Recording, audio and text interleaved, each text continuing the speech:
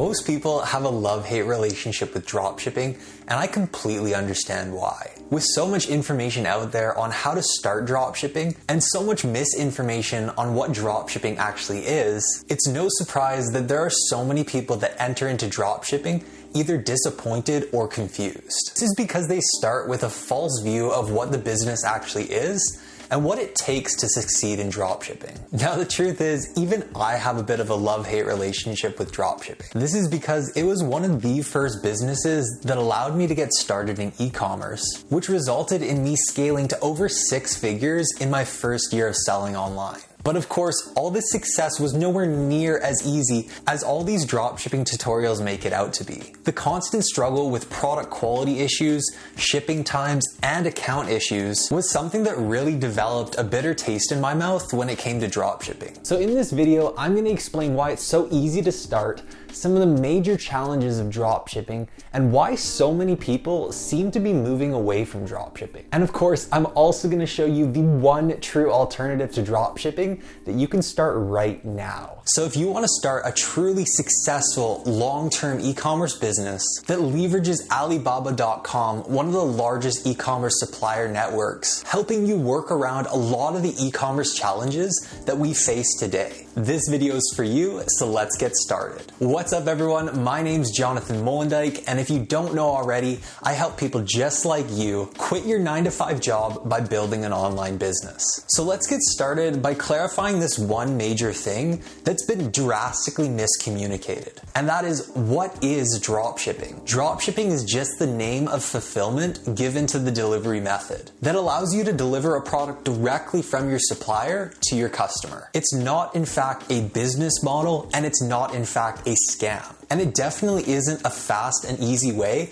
to make money quick without doing much of anything. There are several reasons why dropshipping has gotten a bad reputation. So many people saying it's easy to start, which, don't get me wrong, it is. However, most people go a step farther and say that it's easy to scale, which it isn't. This results in so many unrealistic expectations and a lot of people getting burnt, thinking they can start a business with little to no effort and still make a bunch of money. Dropshipping also comes with a lot of challenges that are actually hard for beginners to solve. Problems such as quality control, slow delivery times, proper customer support, and providing a good customer experience, even all the way down to the packaging. Now, all these are problems that can be solved, and I'm gonna show you how in just a moment. So make sure you give this video a like and let's get right into it. Unfortunately, both gurus and beginners are focused on what dropshipping is not: a supposed easy way to get rich fast. The thing is, if you wanna achieve massive success,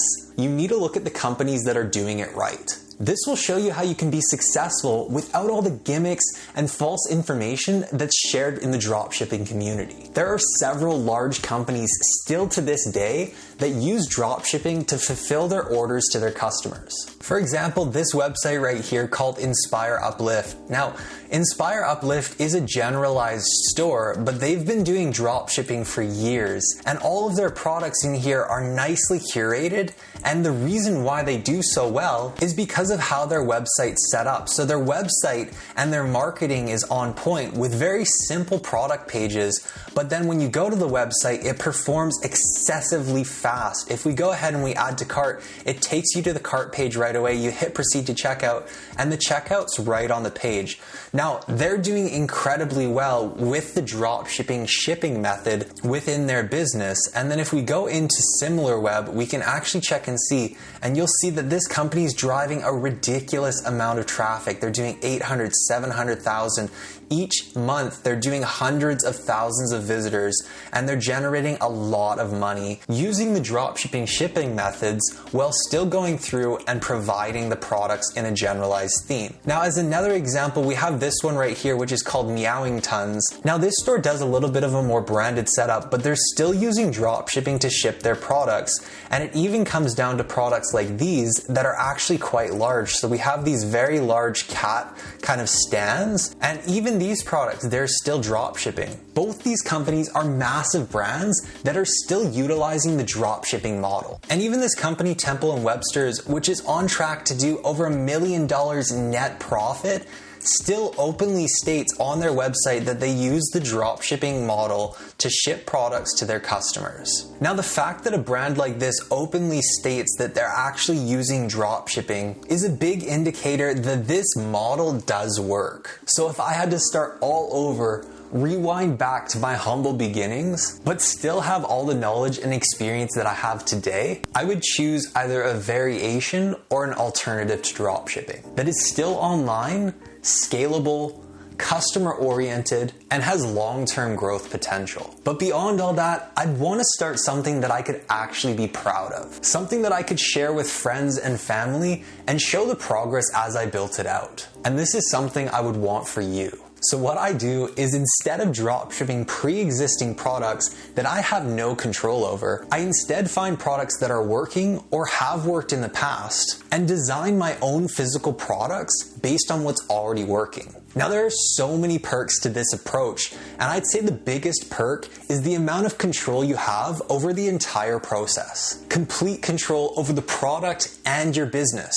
You'll be able to design the product and packaging, pick delivery methods, and place custom inserts inside your packaging. And this will all provide a much more polished experience for your customers. Now, I've definitely oversimplified the process, so I'm gonna give you a step-by-step guide on how to implement this. And don't worry, this is gonna be explained clearly enough that you can even understand this as a complete beginner. Now, what I'd start with is finding well-established products that are successful right now, or have been successful in the past. This will give you a good base to build your business off, since the product's already proven. Now, don't worry, if you can't source the product right away, just add it to your list and you can go back to it and find a supplier once you've got a list of all these products. And I'll even show you how to source customized versions of that product later in the video. Now, when I talk about custom products or customized versions of products, what I'm talking about is something that's trending, or even in certain cases, something even simple like this.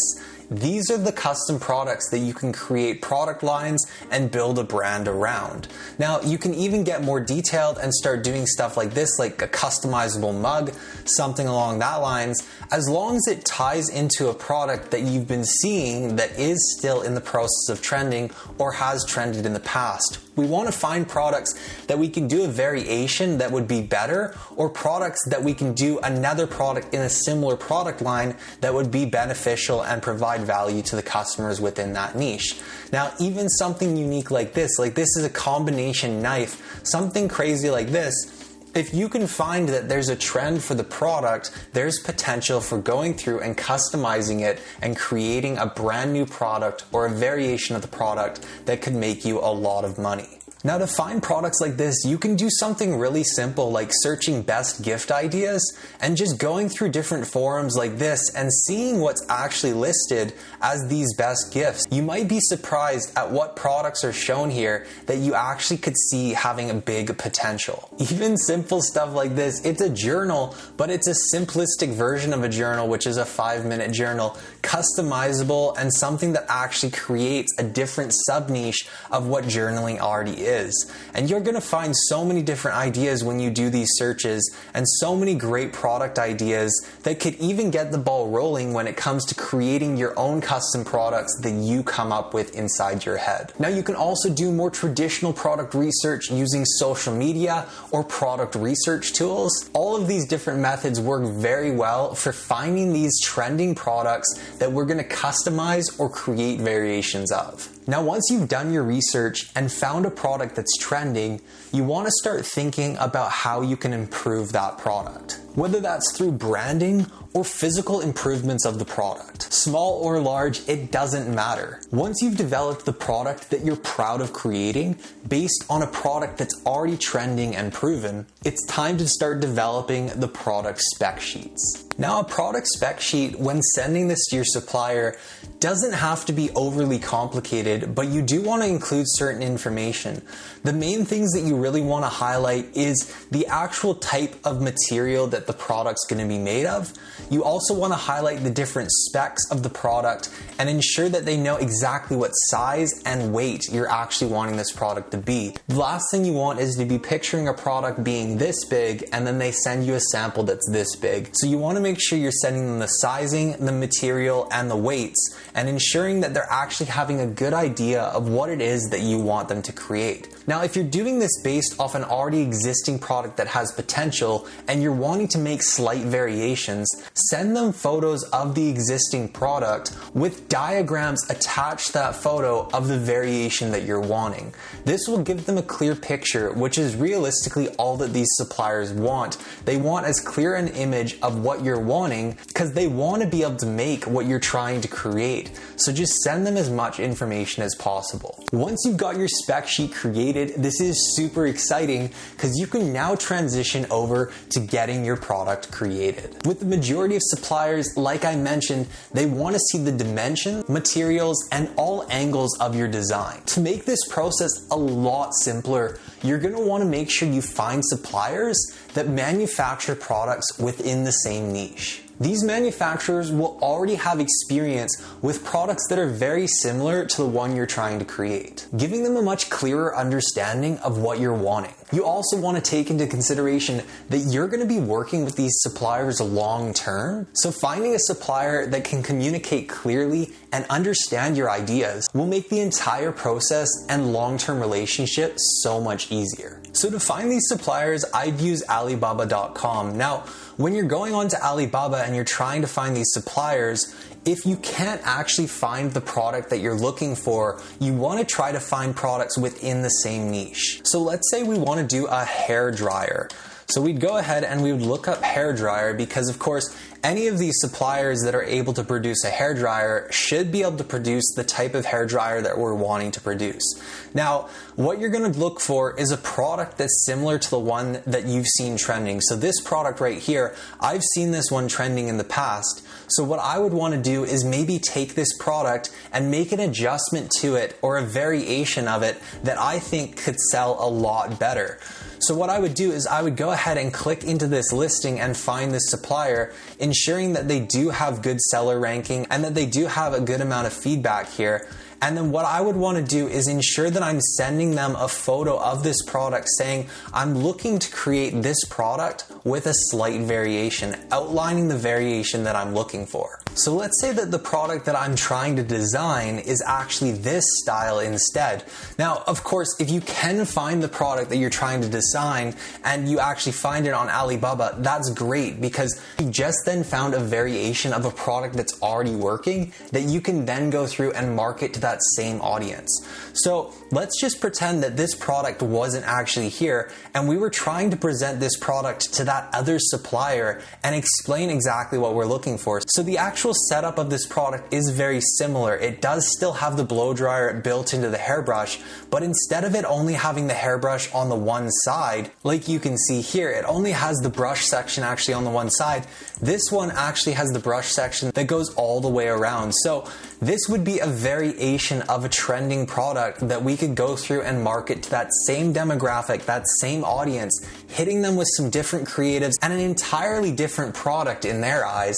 And this would be a variation of a winning product. Now, when it comes to designing a product that you can't find on Alibaba, let's say you can't go through and find a variation of the product, you can't even find the product that you're imagining. What you would do is, let's say you're wanting to create a custom cup. So let's go back and let's say we're trying to create a custom cup like this. Now, this cup looks like a Japanese style with a wooden handle. So let's go ahead and let's actually copy that in there and let's see what Alibaba can come up with. Now, as you scroll through, these ones look very, very similar, but that's the thing. They're not the exact same. All we're trying to do is find a supplier that can create custom products that would be very, very similar. Now, if one of these suppliers can create a cup like this one's very, very similar, chances are they're going to be able to create a cup just like this too, because they have certain molds, they have certain materials, they're seasoned in the process of finding those different product materials, so they know how how to actually create these. And I've done this a lot of times with different products that I just couldn't source on Alibaba. Going through and finding a product that could actually be created. Here, I actually was able to find this exact cup. So it's that one right there, and there it is right there. But if this for some reason couldn't be found on Alibaba, you just go through and contact the supplier on a listing that's creating a very similar product and ask them to create this new product that you have in your head based off the spec sheets that you submit to them. So now that you can see the one true alternative to dropshipping, don't get me wrong, dropshipping does still work. But there's just so many advantages to creating your own product and fulfillment system. When you start doing these custom products or product variations, you're able to order bulk amounts of inventory and hold them at warehouses in countries where you're going to be able to get faster shipping times, custom inserts, and better product quality based on inspections and designs. This gives you complete control over the entire process, creating an incredible customer experience. Now, if you're willing to put in that extra effort and go that extra mile of starting a legitimate business, this strategy is definitely the best alternative to dropshipping that you can start right now. So I hope this video really helped you out. Make sure you like and subscribe if you haven't already. And here are some of my best videos that I recommend you go check out. I'll see you all in the next video.